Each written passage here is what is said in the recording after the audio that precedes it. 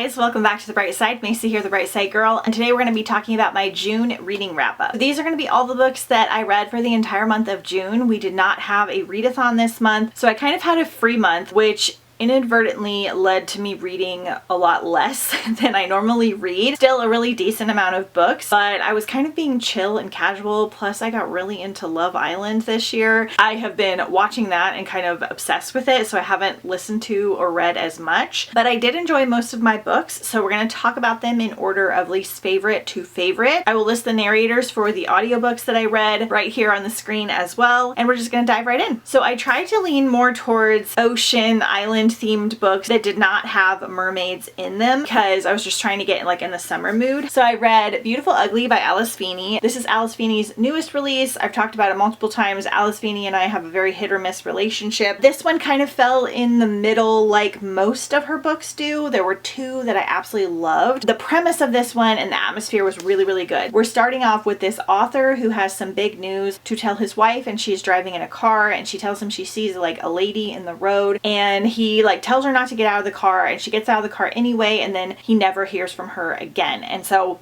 it's a year later, and his publisher or his agent has offered him a stay at this famous author's estate on this like secluded island to kind of get him back into writing and hopefully help him like ease some of his grief. So you're following all through his perspective, and he's going to this island, and when he gets there he discovers this woman looks a lot like his wife, and maybe she isn't missing after all. Premise was great. I loved the atmosphere. It had a lot of really cool things. I believe it's on a Scottish island.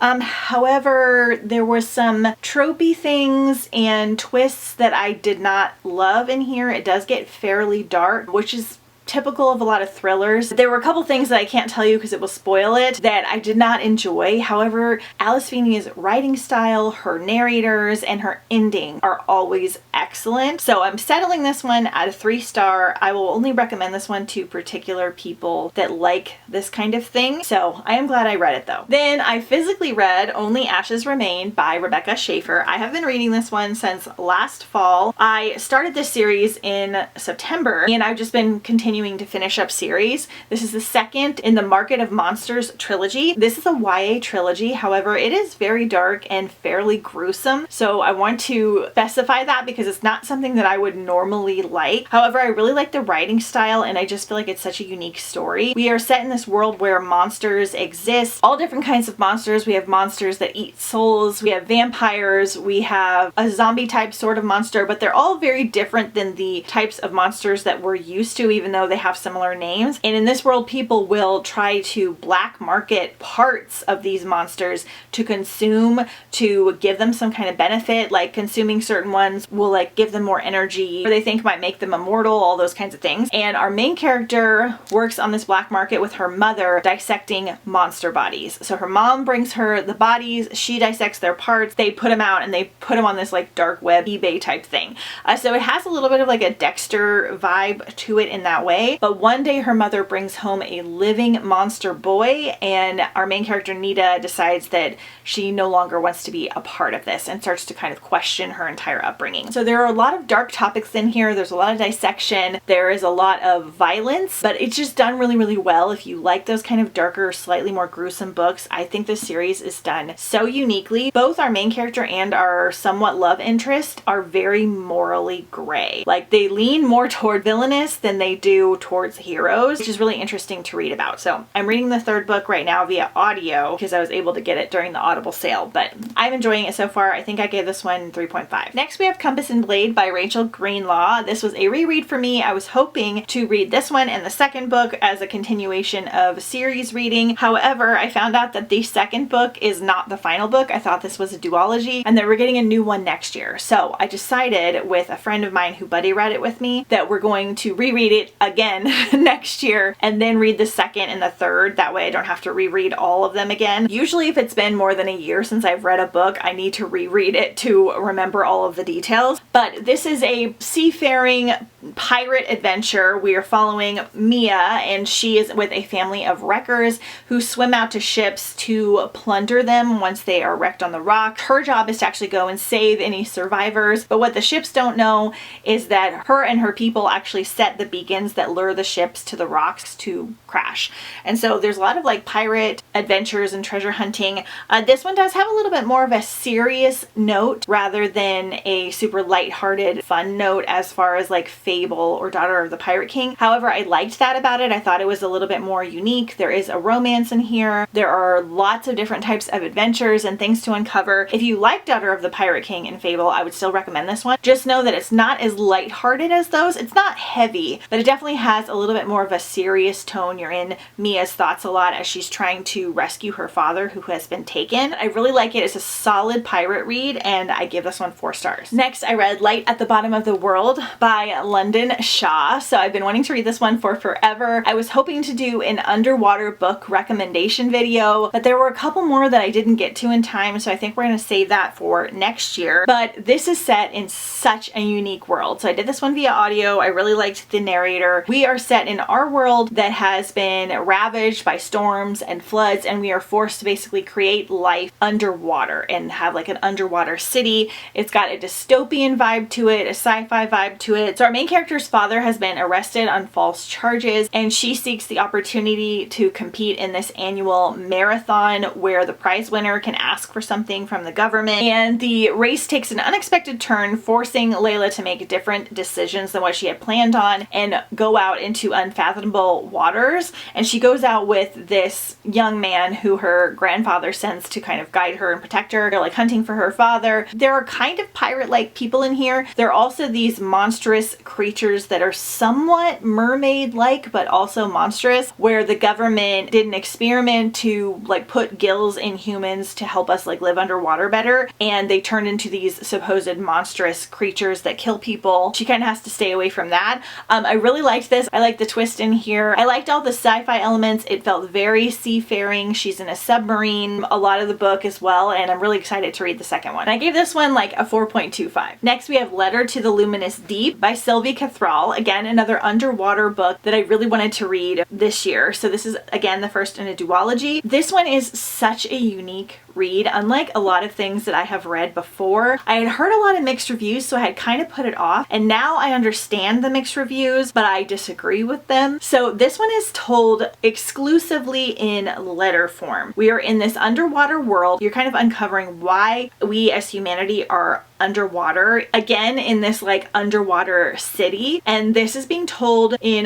letter formats from the present tense and the past. So we're following our main characters are Varen and Sophie, and they are a brother and sister of Henry and E, and Henry and E have gone missing. And so Varen and Sophie are writing letters to each other, unveiling letters that E and Henry had written to each other before they went missing. So you're going back and forth between Henry and E's letters in the past, and I'm kind of following their like love story through letter format, and then email letters being told from Varen and Sophie discussing what they're finding in the letters from their siblings and trying to also figure out what exactly happened to their siblings. So I think why this is getting a lot of mixed reviews is you need to pay close attention, because I originally thought we were only going to be going back and forth between like 2 characters, but you're going back and forth between 4 to 5 characters, and sometimes the letters are from E to Sophie and sometimes they're from Henry to Varen. And I think the audio helped with this because we had a full cast narration and the actors changed, so you could really tell easier who was writing and when.